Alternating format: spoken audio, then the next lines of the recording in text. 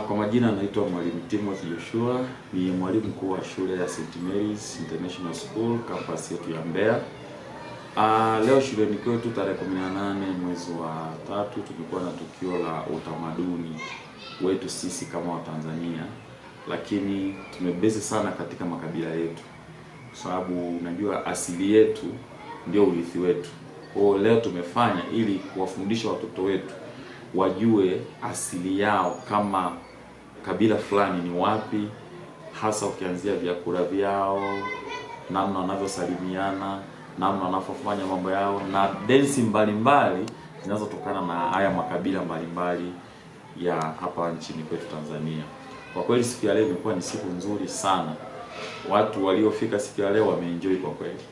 Binafsi nimeweza kujifunza mambo mengi kutoka makabila mbalimbali ambayo kwa ukubwa huu mengine nilikuwa siyajui, ila leo nimeweza kuyajua.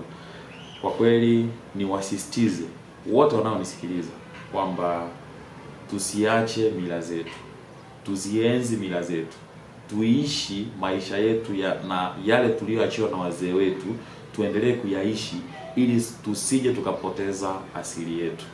Na wakaribisha wote St. Mary's, kisima cha maarifa, sehemu ambao ukifika utapata kila aina ya elimu unayohitaji wewe, as long as ni elimu ya kumjenga mtoto na kumfanya mtu wa maana au manufaa katika taifa letu hapo mbeleni.